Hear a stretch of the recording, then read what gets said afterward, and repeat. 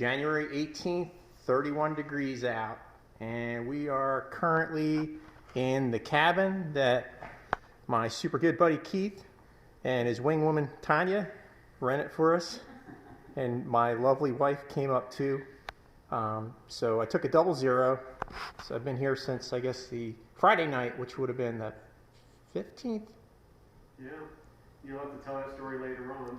Yeah, I'll tell that later, but man, what a great cabin, and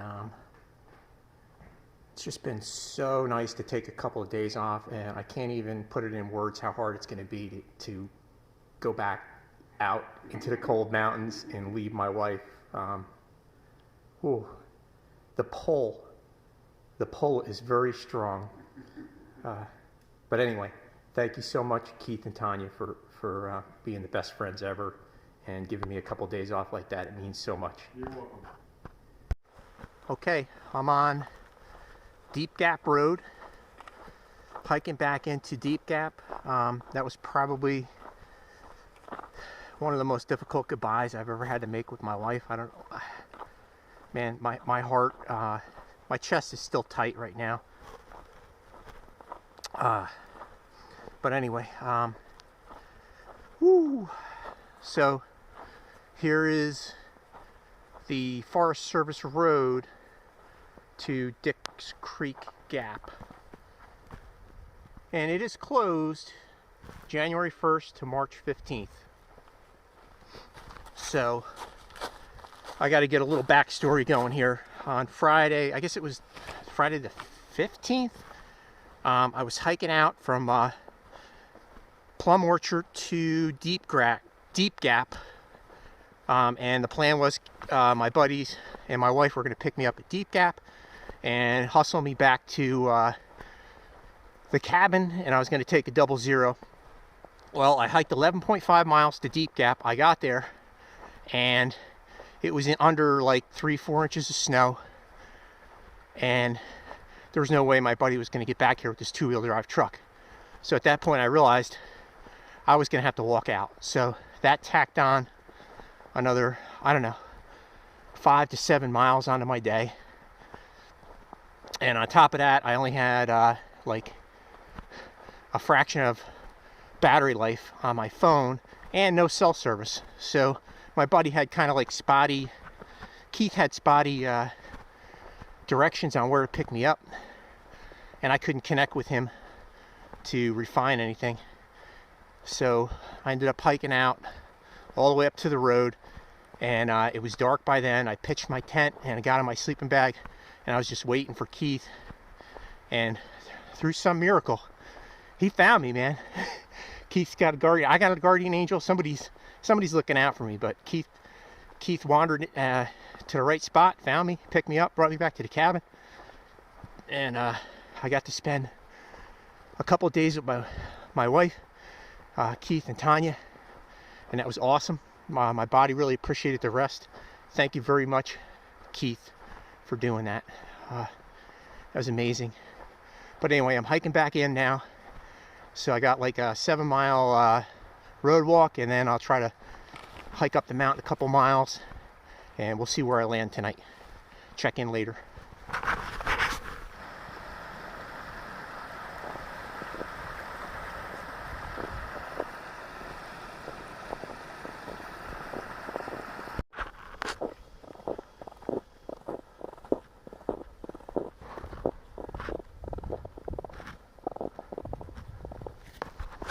All right, it's 10:45, and I have concluded my 5 to 7 mile road march.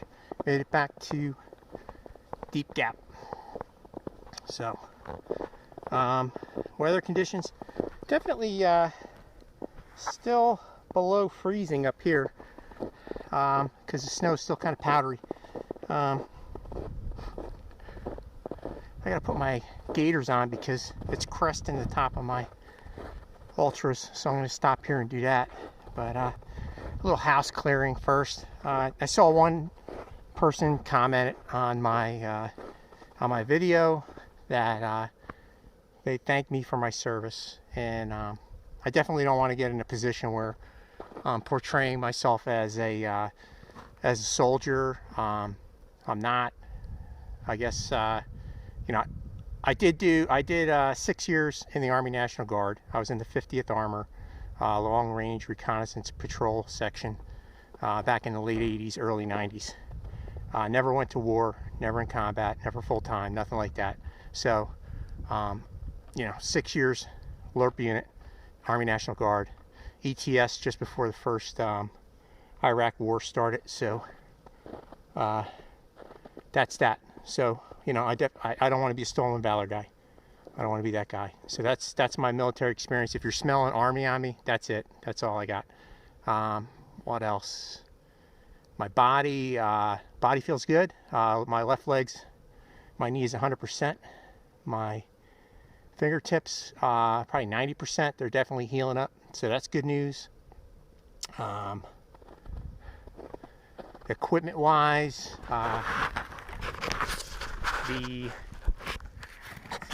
situate this thing. The neoprene socks did not make the jump up here, so unfortunately no neoprene socks. My wife did bring up my Darn Tough mountaineering socks. It's like the heaviest sock that Darn Tough makes, so I added that to my clothing repertoire. So that might help out. And I also picked up some plastic bags from the grocery store, so that should do it for now with my feet. Hopefully that'll keep me fine. And then what else? Man, my thoughts are still with Keith, Tanya, and Nikki. And I love you guys. Keith's like just laid back, reserved kind of guy.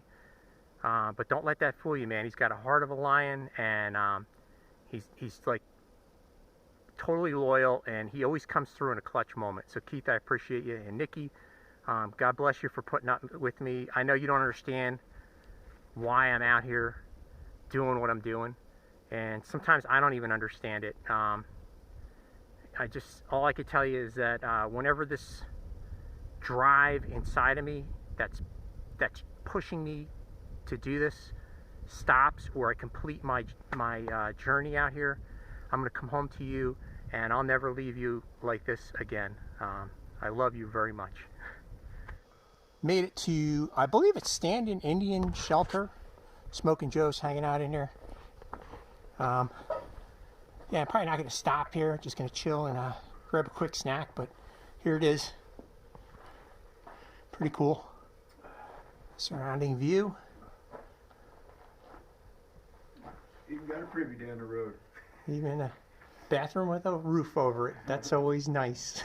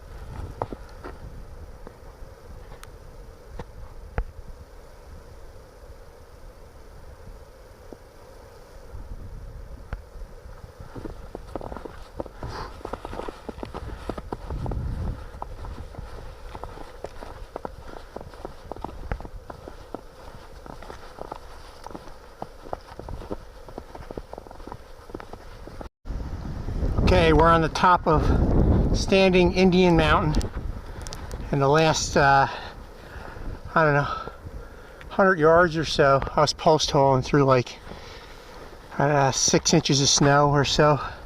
Thinned out a little over here, and thank God somebody else was up here already, so they kind of broke trail for me a little bit. But this is right on the verge of snowshoe territory. Another 2 inches of snow, and you'd want to have snowshoes up here. But overall, a Really a mild descent today coming out of that gap. Probably one of the easier going descents that I've had. I'm sorry, ascents.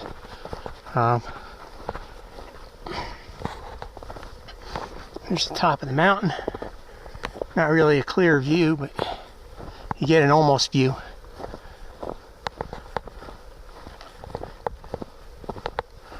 Very pretty. Alright, finally made it above freezing. You can see the snow starting to get a little bit sticky, and it's coming down out of the trees. And the sun feels warm on my face. It's nice. Just cruising through the forest on this ridge top. Very cool. We're descending Standing Indian Mountain. Kind of warmed up a little bit. It's about 1:45 in the afternoon. Definitely on the sunny side of the mountain here, because there's considerably less snow over here than there was on the other side. And we still got a decent almost view. Expounding on the Forest Service Road closure from earlier, if you extrapolate that out, what that basically means is it cuts my resupply options in half. So, like, from here out, I'm thinking that Forest Service roads are not an option for getting in and out of town. So, I'm going to have to just stick to the main roads. So, that is going to make my Appalachian Trail through hike a little bit more challenging, a little logistically challenged, but still very workable. Just kind of like another facet of the hike that, like COVID with the hostel shelters, that, I don't know, makes it a little harder. But hey, it is what it is. Gonna hike on. I'll see you at the shelter.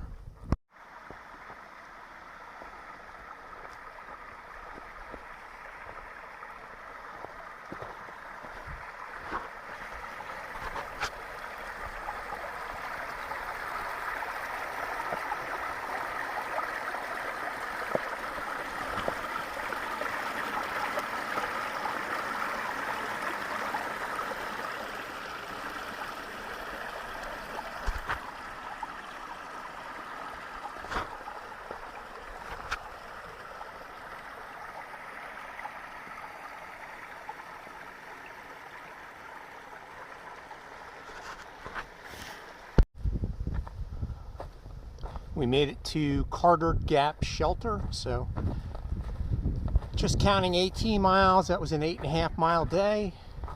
But when you add in the Forest Service Road, that bumps me up to, I don't know, 13 to 16. Let's check the shelter out here.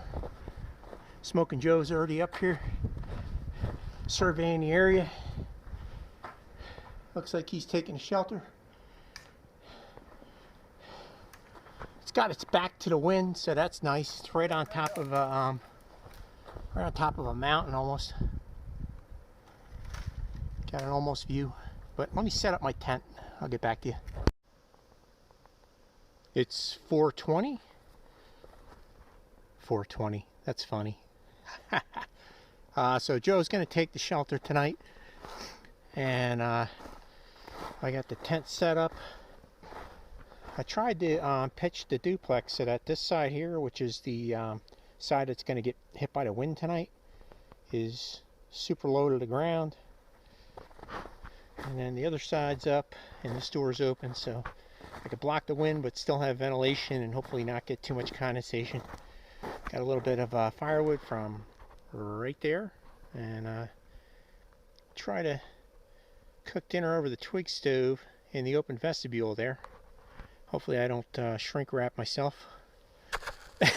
We'll see how it goes.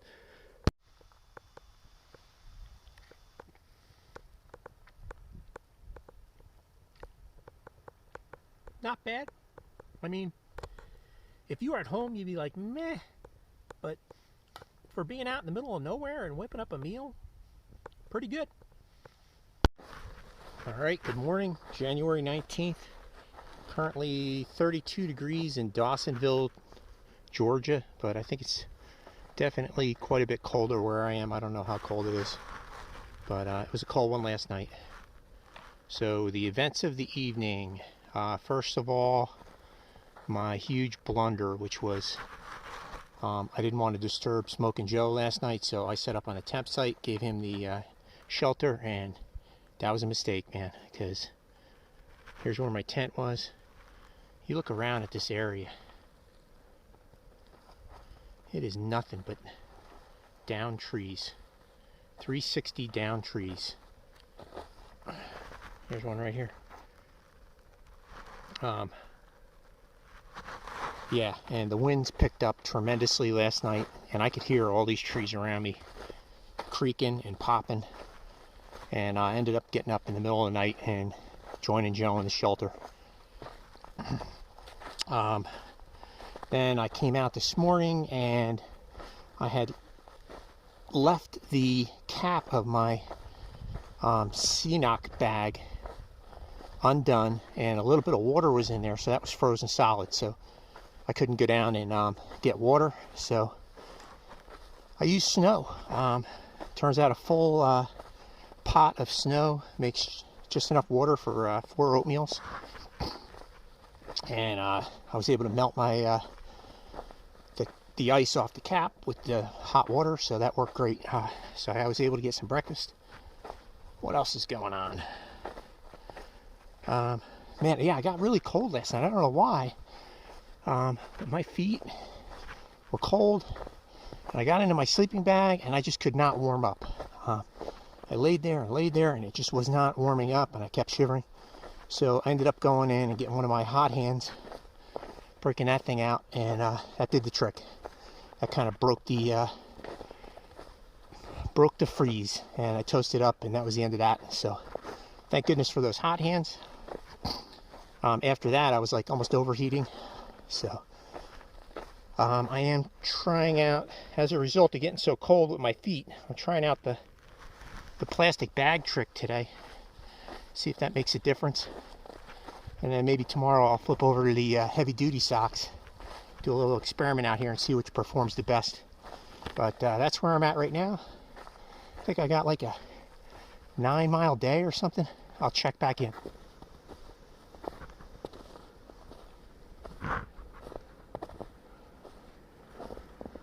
Right. Good morning, North Carolina.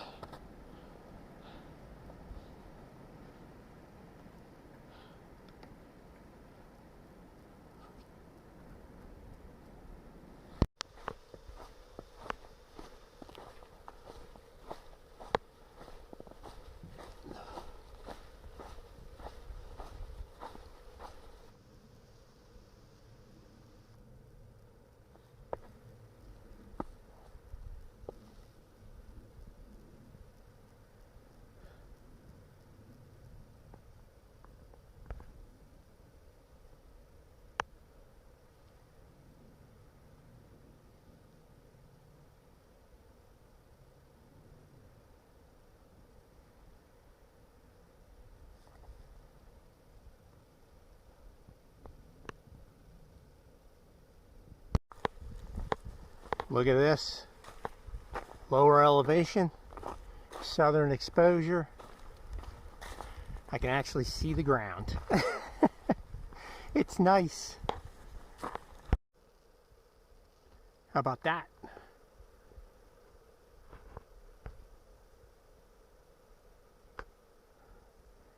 And a giant flat top mountain in the back. Thing looks like a beast.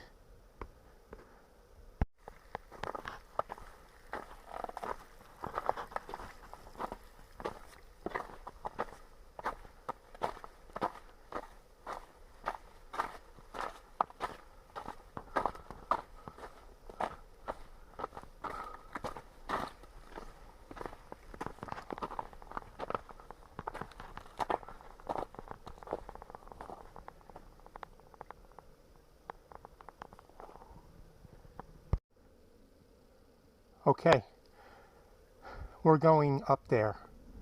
we're going to climb this mountain. That was a aggressive ascent. Kind of reminded me of the Adirondacks. It was like no switchbacks, you're just going up this mountain, baby. But we are at the top. I think it's Albert Mountain. I don't know, one hell of a view though.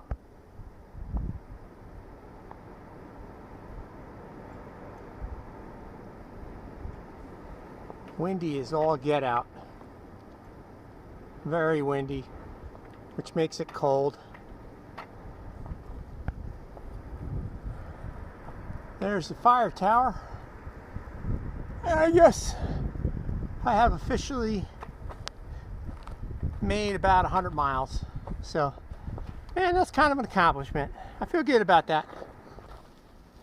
I've been informed that when I'm wearing my windbreaker with the hood on, or my Sea to Summit ring poncho, that I look like a Teletubby. That's all right. So I was able to place a call to the Gooder Hostel while I was on top of the fire tower mountain. And that guy's really nice.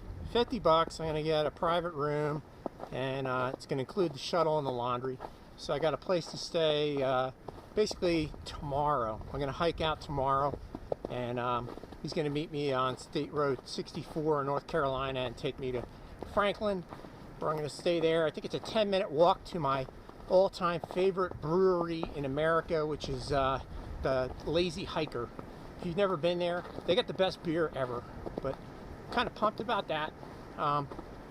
Honestly, I could have gone for at least another day of hiking before I came in for a resupply, but it's just the lay of the land, really, that dictates how often I have to resupply. Fortunately, this hostel was open, and I had phone service, so I was able to contact them. Those are all key elements. Anyway, talk to you later. We made it to Long Branch Shelter.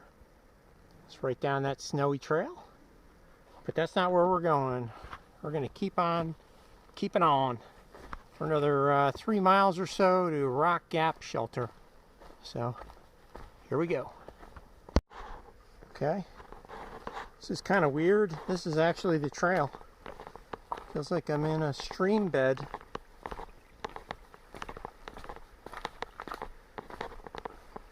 Like they kind of combine the trail with the water source.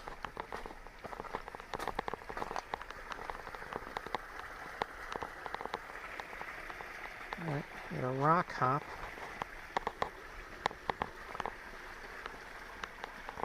Across this stream. And moving on. Alright, it's 3:30. Made it from Carter Gap to Rock Gap Shelter, so that's a 12-mile day. Not bad. I'm definitely ready to stop hiking. Check out the shelter here.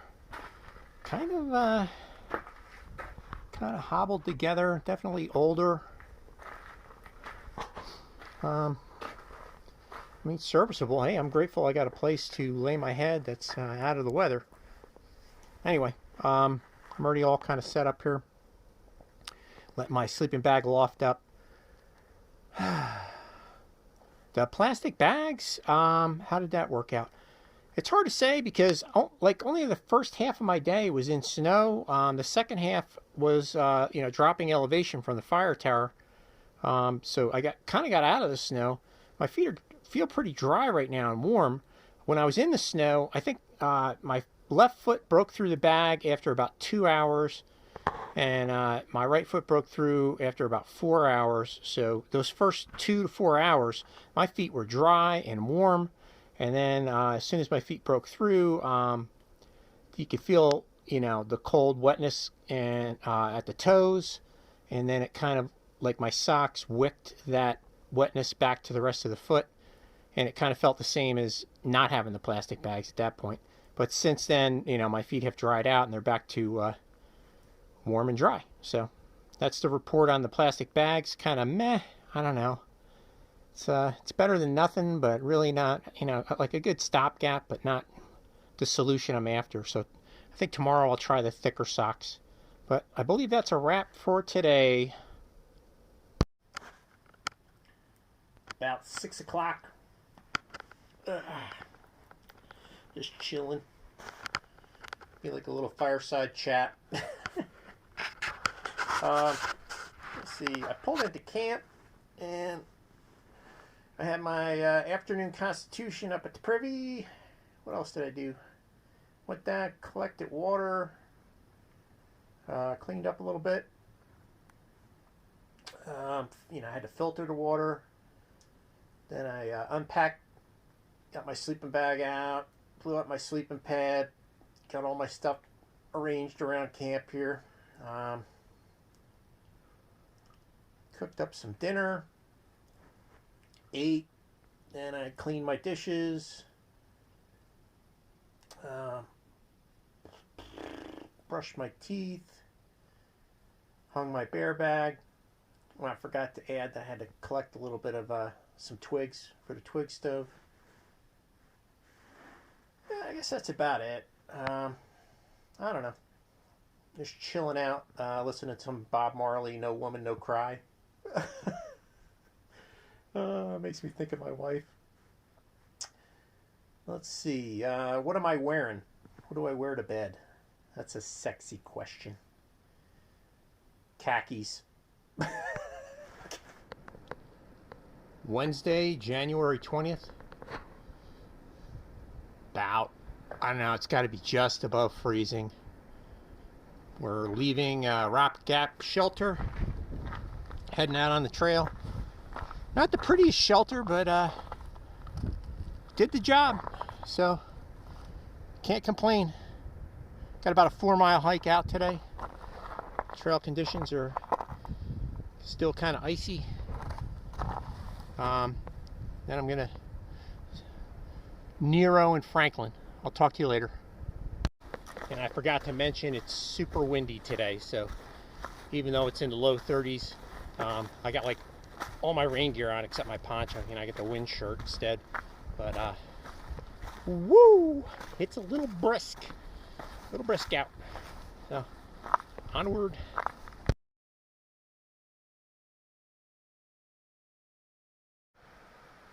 Going up. This is me looking straight ahead. And yeah.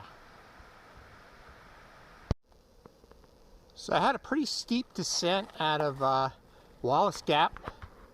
Shout out to you, Keith. And then I kept waiting for a clear viewpoint to get my camera out, but it never really happened. It's just been this like partially obstructed view, which thank God it's winter, because if I was summer hiking I would have zero view. So I got something out of it. But it's been a lot clearer today. The terrain still a little icy, but not bad. Really nice hiking day. I think it's supposed to rain later, but I'm going to be in town by then. Anyway, I'll check back. There we go. That's a little better.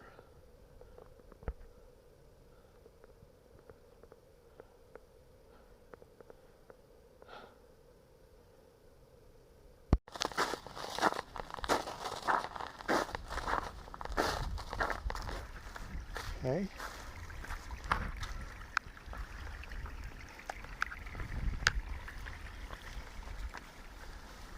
Let's see. Ooh.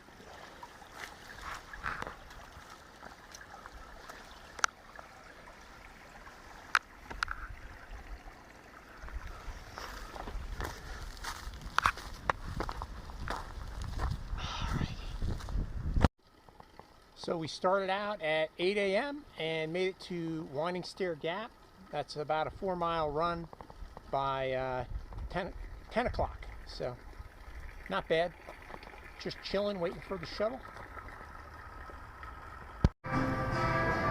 Will is in his happy place.